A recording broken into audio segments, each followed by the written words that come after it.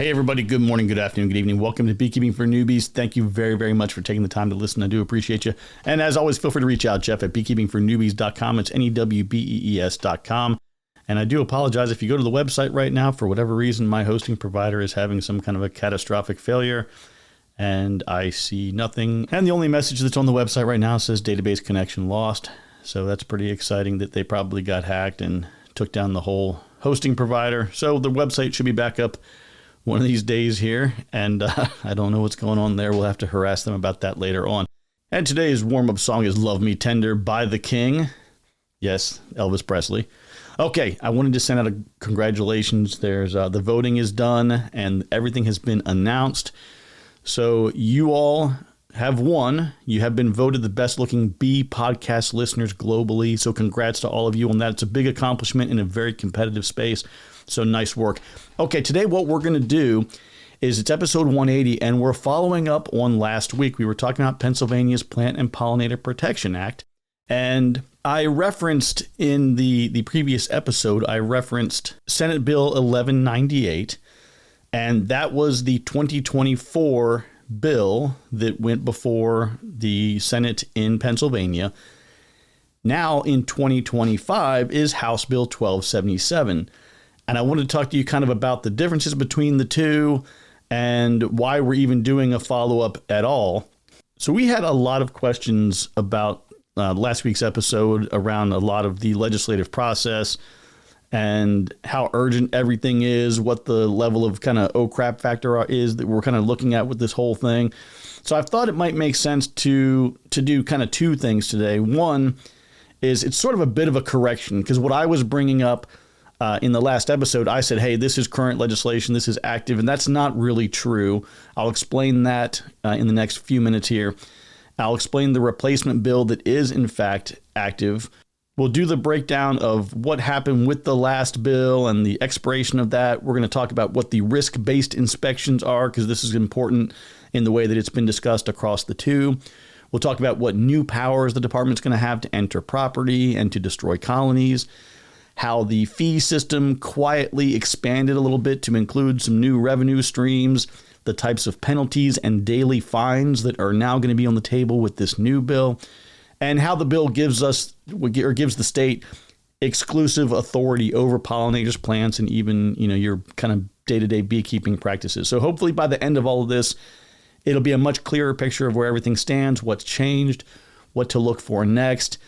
And of course, as this moves forward, we really want to track it nationally, even potentially globally, to see how things like this could shape the activities of other states and how they handle beekeeping regulation in the future.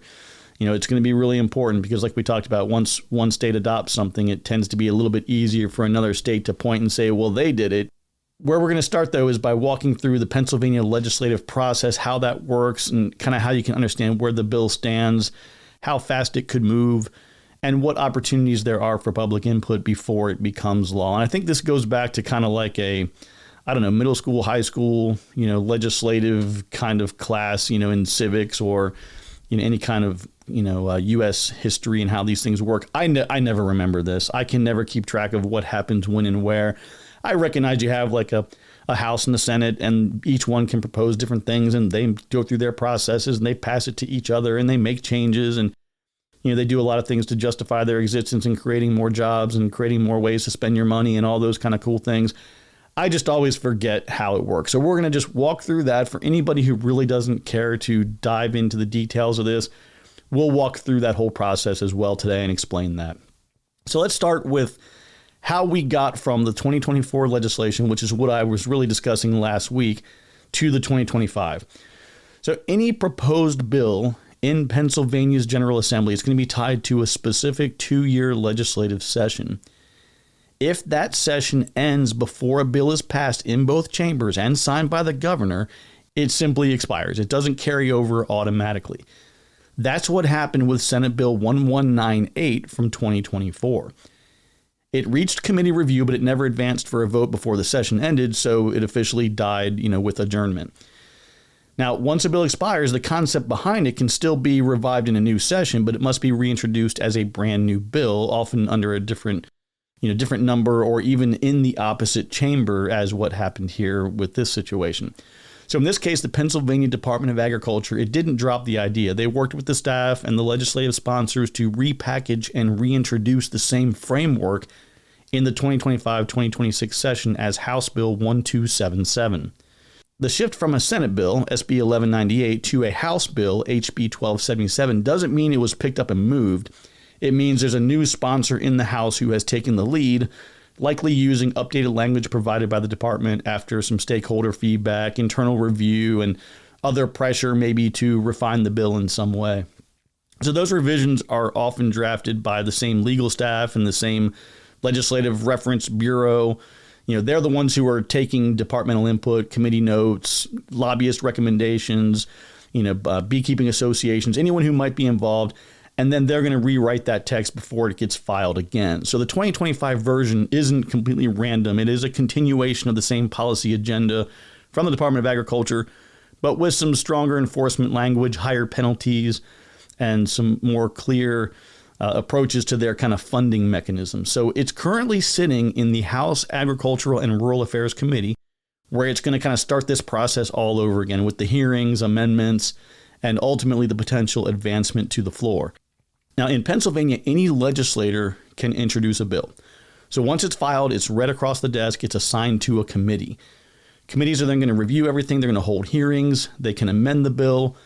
And a lot of proposals never even make it out of committee. If it does, the bill goes through 3 considerations on the floor. The third consideration is the final vote in the chamber. If it passes, it then moves to the other chamber, goes through the exact same process again over there. And then when both chambers agree, it heads to the governor who can sign it, veto it, or let it become law without a signature. That's a goofy thing that states do where they can basically say, like, I want it to become law, but I don't want my name associated with it, something weird like that. The Agriculture and Rural Affairs Committee controls the calendar right now, which means the bill can kind of sit quietly. It can move really fast, kind of depending on political will and pressure. The exact timeline is not crystal clear. So for everyone asking, hey, how urgent is this? The answer is that it's definitely early enough to make some noise, but if it advances out of committee, it can gain momentum very quickly. So you definitely want to be on top of things. So diving into some of the specifics here of these changes. So the basic idea of the kind of the shift in House Bill 1277 is that we're going to replace, this is something we discussed last week, we're going to replace the $10 registration fee with a licensing system it's not new, right? This has already been discussed. But what changed in House Bill 1277 is the scope and language around who must be licensed and how that authority is exercised. The 2024 version, it used some broad phrasing that kind of suggested that most beekeepers would fall under the new licensing rule. The 2025 version removes any doubt. It directly defines a pollinator operation as any person managing honeybees for commercial, business, or personal use. So that wording completely eliminates any of the gray area. There's no exception for education programs, backyard beekeepers, non-commercial hobbyists. Everyone falls under the same licensing structure. Now, the new bill does tighten the enforcement mechanism as well. So instead of just saying that licenses may be revoked, House Bill 1277 adds specific conditions under which they shall be suspended or revoked, including unpaid fees, failure to comply with an order, and things like that. So basically what this means is the department kind of has a clearer power to pull your license or shut you down operationally for administrative reasons, not just for disease control. It also expands the department's ability to collect and retain licensing fees, tying them directly to enforcement costs, and of course some of those new verification programs that we talked about in the last episode, which wasn't as clearly spelled out as it is now. So the difference really isn't that licensing is going to exist or not exist. It's that it's now written to cover everyone with stronger enforcement, some more financial reach, and not really a clear path for any exemptions or waivers. So I want to talk about the risk-based inspections. This is something that came up last time. A lot of questions came to me around that, and it was definitely kind of a hot topic from the first bill. So the 2024 bill used that phrase, risk-based inspections, and it sounds kind of reasonable on paper, but again, it wasn't really clearly defined. There were no guidelines describing what risk actually meant, no measurable standards for how that risk was going to be scored. It did not It mentioned how a beekeeper could question or correct a bad classification. It was really vague and kind of open-ended. That left everything up to interpretation, which I kind of don't like for legislative types of things. The 2025 bill does not fix that problem. It keeps the same undefined language, adds more authority on top of it. So now the department can increase inspection frequency based on complaints, past inspection results, or a history of non-compliance. So that might sound like accountability, but without clear definitions, it's kind of a blank check to do whatever they want to do. And again, the problem isn't that risk-based inspections should or should not exist or whatever. It's that the law doesn't clearly define what risk is. Is it the number of hives you own? Is it how often you move them? Whether or not you sell honey? Or is it as subjective as an inspector's opinion of what they observed while they were in the area or at your house? Was it a complaint from a neighbor? So until those things are spelled out, in the regulation, risk can kind of mean whatever the department wants it to mean, which is a little bit of a concern to me. Additionally, beekeepers don't have a formal process to appeal or define a high-risk designation. So if you're flagged as higher risk, even by mistake, you could face multiple rounds of unannounced inspections every season with no way to clarify how that label was applied or to have it removed. So that's not really transparency in my mind, right? That's an unchecked kind of discretion. I don't really like that. Once a system like this is in place, it definitely will tend to expand. It starts as a tool for identifying pest problems, and it can easily become a mechanism for tracking, targeting, over-inspecting anyone who falls out of favor or doesn't play along with every new rule. So the bottom line here is that while risk-based inspection sounds kind of technical, without some type of a definition or an appeal process, it's not really scientific. It's authoritative without a lot of accountability. So again, something that needs to be clarified, or at least something that I would be pushing to a legislator to say, hey, if you're going to move forward with this, we'd like a little more clarity in some of these spaces. I want to talk about some right of entry, quarantines, and some authority that's introduced here as it relates to the destruction of hives. Now, one of the bigger issues people had with the 2024 bill was how much new authority it gave inspectors to enter the property. The 2025 bill keeps all of that in place, yay, and adds more. So under House Bill 1277, the Department of Agriculture can enter any licensed premises, any vehicle, or any building associated with pollinator operation at any, quote, reasonable time, end quote. They don't need a warrant and they don't have to schedule in advance. So the only real protection you would have would be like a non-licensed property, but even that's limited, right? The new bill says they can enter non-licensed property if they have, quote, reasonable suspicion of a pest or issue if they're conducting what's called a routine compliance survey. Well, that phrase didn't exist in the 2024 bill, and it's one of the more concerning kind of new additions to this 2025 version. A, quote, routine compliance survey, end quote, could mean pretty much anything. I mean, it could be a random sampling in a geographic area. It can mean checking the yards of anyone near an infected colony. Again, the bill is not defining these limitations. So that means if your neighbor's bees test positive for some kind of a pest, next thing you know, your property is subject to unannounced inspection, even if you're not licensed and don't keep bees. Now think about that one. You're not even a beekeeper. You're just hanging out, doing your thing, minding your own business, and they decide they want to search your property because you're nearby and you're in close proximity. So this is where the bill's scope kind of really starts to creep a little bit here, and it's written to allow access not to just hives, but any article capable of harboring or transmitting a pest. So that includes hives, equipment, vehicles, storage building, even plants. So there is not a requirement to notify you before entry. There is no mechanism to dispute the inspection after it happens. That's a huge departure from the cooperative model, that Pennsylvania's apiary program used to follow, where inspectors were coordinated and things were educational and again, very cooperative in nature. So talking now about quarantine and some stop orders. So both versions of the bill give the department the power to issue stop orders or quarantine orders when a pest is suspected. The 2025 version keeps that same language, but it adds new penalty section that allows daily fines for every day that the order is violated. That means even if you don't agree with the order and you're trying to appeal it, you can be fined for every day that you fail to comply.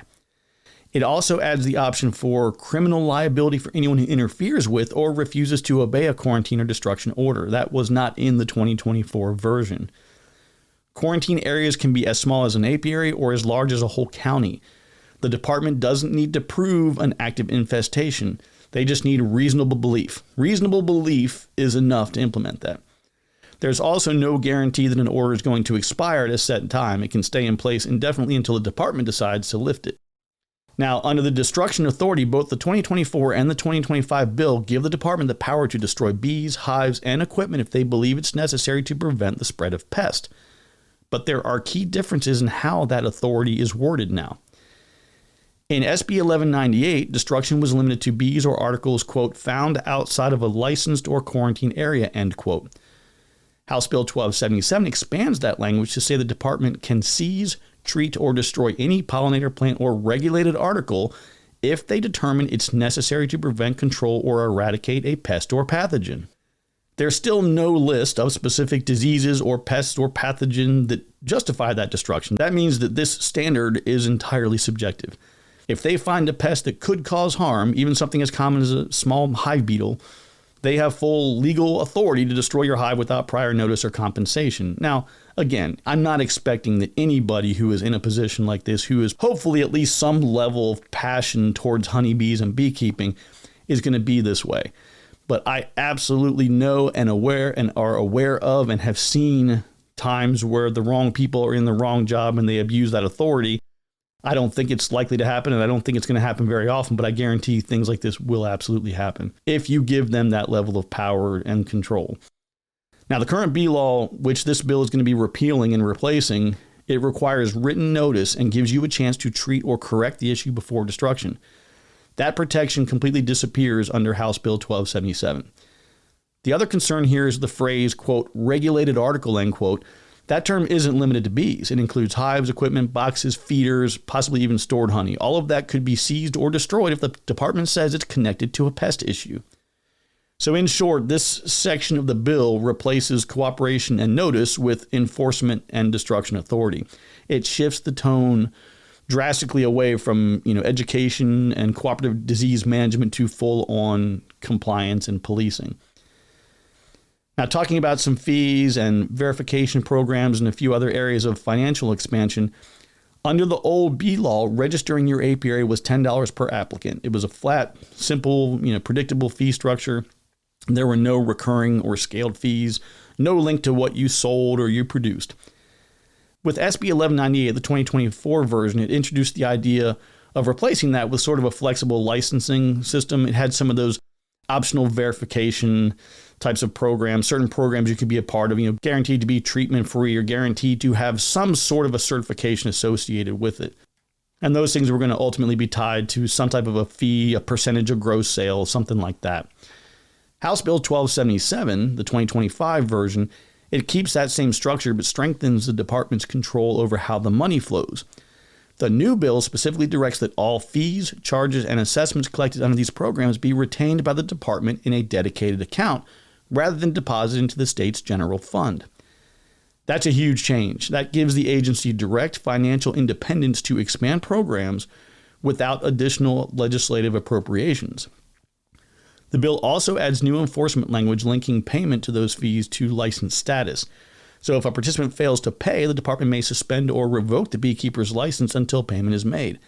That tie-in between finances and licensing was not explicit in SB 1198. Now, the percentage of gross sales concept, it does remain in the HB 1277, but it clarifies that those are only those who are to participate in those verification and certification programs, not to all license holders. So if you don't sell products under a verified label of some sort, like we just discussed, or as we discussed in the previous episode, you're not going to be affected by that provision. But supporters are framing these updates as like cost recovery measures that modernize the funding model. Someone on the more critical side of it sees it as creating a self-funding regulatory machine that can raise and retain money with minimal outside oversight. So you got to kind of pick which side of that battle you want to be on. But the bottom line is that the idea of the verification programs, not new. How the money is moving absolutely is. And HB 1277 transforms the department from a fee-collecting agency into a self-financing one. Broader authority and direct ties to payments for, again, for licensing and enforcement efforts. So moving over into some of the penalties and enforcement side of things, the penalty section is one of the more notables of the House Bill 1277. It definitely kind of tightens the screws a little bit compared to last year. Both bills authorize civil and criminal penalties, but the 2025 version adds those daily fines and clarifies enforcement powers that were not spelled out before. So under House Bill 1277, like I briefly mentioned earlier, anyone violating this act or its regulation can be fined up to $500 a day for each violation and each day that it continues. So the per day clause did not appear in the 2024 version. It changes a one-time penalty into a running meter that can add up pretty fast. And I would really like to know where they come up with these numbers. Like, what average small-time beekeeping operation with 5, 10, 20, 100 hives just has $500 a day laying around to throw towards this fee? Like, why would they think that that's even reasonable for a government entity to essentially tax you without due process? They've made an accusation. You're like, okay, well, let's go to court. And you're getting charged $500 a day for 60 days until you get to have your day in court. And if you're right, cool, they get rid of that fee. And if you're wrong, you owe them like $15,000 or $20,000. I'm not sure if I can get on board with that. The new bill also adds some explicit misdemeanor language for interfering with or obstructing or refusing to comply with an order from the department. That covers everything from ignoring a stop order to refusing access during an inspection. Now, the original version, the 1198, it already made interference unlawful, but House Bill 1277 makes it criminally enforceable and adds language that could, in theory, apply to verbal resistance or non-cooperation, even if the beekeeper hasn't committed a direct violation. And it expands what counts as non-compliance. So under the 2025 bill, failing to pay the fees, maintaining records, submitting required documentation, any of these things can trigger suspension or revocation of your license. I mean, it could be something as simple as a paperwork issue, or somebody just missed something somewhere to escalate into a loss of your status as a licensed operating business. Like, you may be in a suspended or revoked status because somebody made a mistake in a administrative kind of function. The bill's appeals and due process section has not changed much, which is part of the problem as well. There's no clear timeline for appeals or an automatic stay of enforcement while appeal is pending. Again, as I mentioned before, if you get fined, quarantined, or have things destroyed, there's no guarantee that the process stops while you're contesting it. That really, again, that's a big concern. So when you take all these together, it really is shifting, as I mentioned before, the tone away from the kind of administrative oversight into a legal enforcement. And I think that, where if you look back to 1198, that left room for some cooperation and some correction, whereas House Bill 1277, it defines compliance much more narrowly, and it gives the department broader legal, leverage to punish noncompliance. Now, if you're someone who is supporting this legislation, you're going to say, hey, this is just accountability. This is great.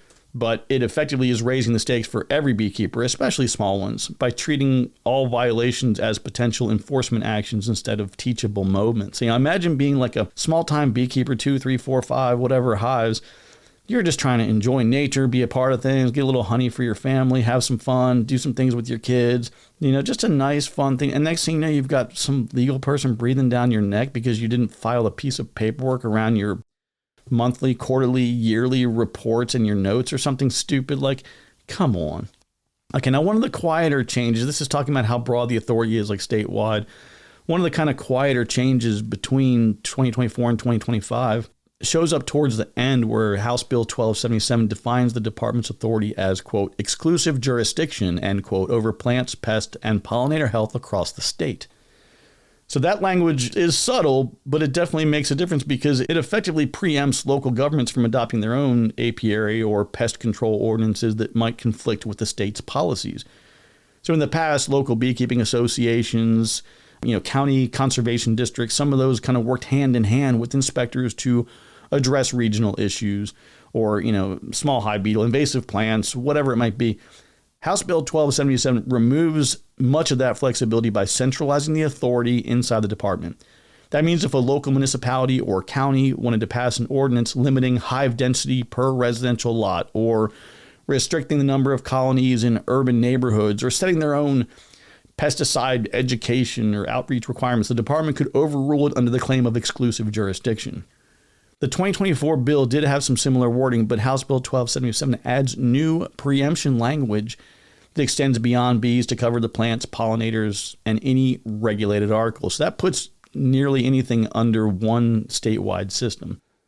So again, it's one of those things where on paper, it's supposed to create a nice, consistent way of managing and controlling things and regulating things. But in practice, I think it's consolidating too much of that control in Harrisburg, and it really limits how much the local communities can tailor them to their own environments. Like what's going on in Harrisburg, Pittsburgh, Wilkes-Barre or whatever, some of these larger places is vastly different from what's going on in rural Pennsylvania. And this is what's happening in every state, right? Like Northern Virginia and Richmond and Charlottesville, like those are not the same values, beliefs, things that people hold dear as the people in rural parts of Virginia, right?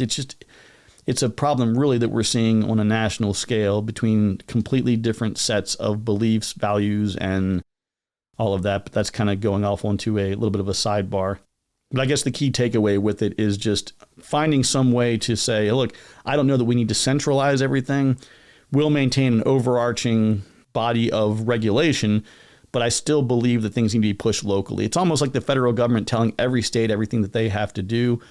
The states really should be doing most of that with just some support by the federal government, not as much kind of unilateral authority. But again, there's going to be like a ripple effect, I think, with this too, with education and outreach, because under the current system, local inspectors and extension agents, they have a lot of latitude to collaborate directly with beekeepers. And then centralizing that authority could definitely mean that those efforts now flow through state level protocols instead of local discretion. Sort of that kind of spirit of the law versus letter of the law type of thing. The overall message from that section, though, is that department isn't just regulating things. It is positioning itself as the sole authority over all pollinator-related matters in Pennsylvania. And I think that is a major cultural shift from that cooperative community-based approach that's been in place in the state for decades.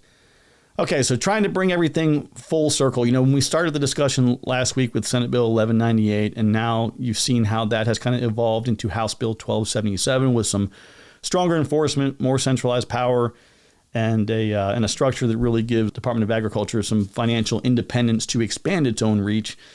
Again, on paper, I think that a lot of the intentions are good intentions. I don't believe there are a lot of malicious people out there saying, hey, I've got an idea. Let's push this thing through and take control, with the whole like evil villain, with their fingers interlaced, muhahaha kind of thing. I don't think that's what's going on.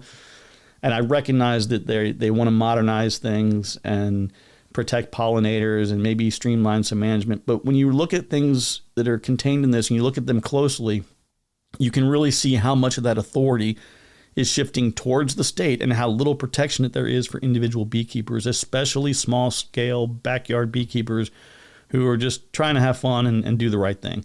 So, I mean, you guys know me, right? I'm not a huge fan of excess government being involved in anything because I am a firm believer that everything that the government touches finds a way to break. Or if nothing else, they at least overcomplicate it and make it, so many layers of bureaucracy that it's great to stimulate the economy and create a whole lot of new jobs, but it's really not great for the overall well-being of the 38 trillion in debt or whatever it is. But again, I'm not saying that suggesting we throw this whole thing out and say, hey, just start all over. This is a bunch of crap. There's a lot of things in there that I think could be worked with and worked around and tweaked and tuned and all of that. But we got to get out of this kind of like authoritarian legislative mindset. Like, I don't understand why multiple government entities throughout just keep trying to take more and more power. It doesn't make a lot of sense. But for you as the individual citizen, what you should know is that the bill has not passed. It's still relatively early in the process. It had that big reset with 2025. So the 2024 one I was discussing last week, very applicable, probably 90% of it. But the 2025 portion, it is still sitting in committee right now, which means if you want to voice your opinion and you want things to change, now is the time. Reach out to your local reps, people within the state. If you're a part of a club, get people in the club involved, talk to the other members. Definitely reach out to anyone that is listed as being on the House Agriculture and Rural Affairs Committee. Tell them where you stand on that. Ask them to clarify how it's going to affect small beekeepers and how it's going to protect you and ask, see where you can put your input. before, the department ends up getting a lot of unchecked authority. If nothing else, but be professional, right? Don't send them a message and be like, you guys are a bunch of, no, don't get wild and crazy. Just be very objective and stay to the facts and say, hey, I have a lot of concerns and here's what they are and what's the plan around this. But as I mentioned earlier, a lot of states are going to look at this as a model and it's going to be a little bit harder to pull back. So definitely make your voice heard. So to kind of wrap everything up, I guess if I could wrap it up within a couple of sentences, I would say that, being a responsible beekeeper, it's so much like many other things. It's like you have a few people that ruin it for everybody else, right? Just because 1 or 2 or 10 or whatever number of people in a state have done things in the wrong way or in a poor way, it doesn't mean we should penalize and punish the whole state. Put things in place that make sense. Put things in place that incentivize people to do the right thing. But putting excessive fees and fines and over-regulating it, these things just aren't necessary. You can put together a great, Plant and Pollinator Protection Act without taking away rights. And then you on the beekeeper side, you need to make sure you're doing the right thing and you're helping educate your friends and neighbors and that your bee club is advocating in the right way to make sure that everybody is doing things in accordance with best practices so that you don't have a reason for the government to want to take control. I saw like someone had posted a comment on a video and they were like, hey, I buy all kinds of bee gear at reduced prices at farm auctions. And it's like, hey, that's really cool that you're getting a good deal, but you got to remember, like, American foul brood is transmitted inside of bee gear. If you have used bee gear, you can run it through the wash machine and dishwasher, whatever you want to do. It's not going to kill the foul brood. Those spores can stay active for 50, 60 years. So, you got to be really careful and make sure you're doing best practices and you're teaching each other how to do things right. Stay informed, stay active, stay engaged, and just make sure that you're doing everything you can to protect your rights. So that's going to wrap it up for today, folks. As always, thank you so much to everyone who participates in the Buy Me a Coffee. Everything is funded by you guys, and we can't do it without you, so we really appreciate that. Links for that are inside the description.